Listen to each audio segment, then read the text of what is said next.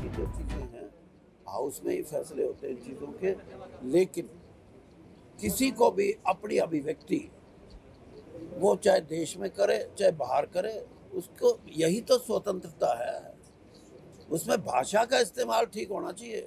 बाकी आप ये कहो कि आपने विदेश में जाके ये बात क्यों कह दी या यहाँ कोई बात ऐसी करो, ये नहीं है। मैं इन बातों के बिल्कुल मैं ये चाहता हूँ कि अपने विचारों की अभिव्यक्ति में भाषा ठीक है तो कोई भी अपने विचारों की अभिव्यक्ति चाहे वो इंग्लैंड में करे, चाहे वो इंडिया में करे और चाहे वो अपने प्रेस में करे, चाहे अपने दोस्तों में करे।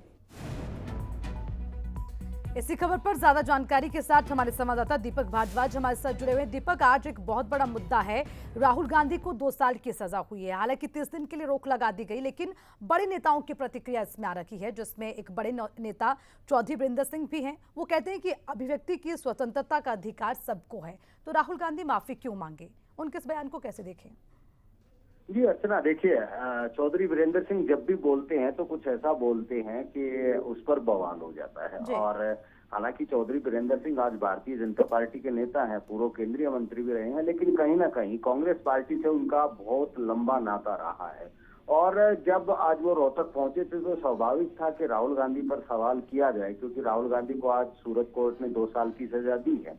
तो उस 2 साल की सजा को लेकर जब उनसे सवाल पूछा गया तो उनका साफ तौर पर ये कहना था कि सजा हो गई है, कोई बड़ी बात नहीं है, सजा के खिलाफ तो अपील भी हो जाती है और अपील करने के बहुत से मौके मिलते हैं। लेकिन जब दूसरी बात उन्होंने जुडिशरी को ही नसीहत दे डाली, उनका ये कहना था कि जो इस तरह के राजनीतिक मामलों में अगर कोई फैसले दिए जाएं तो वो कहीं ना कहीं सामंजस्य के अनुसार ही वो फैसले होने चाहिए, ताकि जुडिशरी के इस फैसले पर आम लोगों को ये ना लगे कि ये फैसला राजनीतिकरण के तहत है। तो कहीं ना कहीं एक ये बयान राहुल गांधी प्रेम जरूर इसमें उनका छलका है।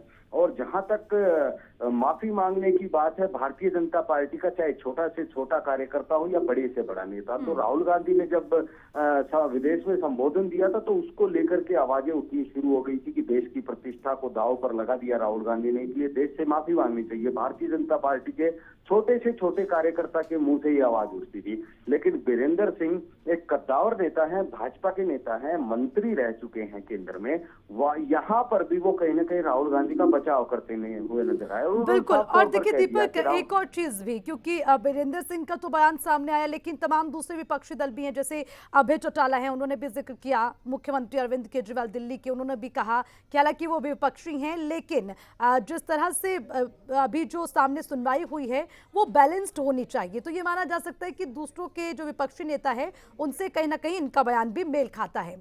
ठीक है दीपक, शुक्रिया आपका तमाम जानकारी के लिए।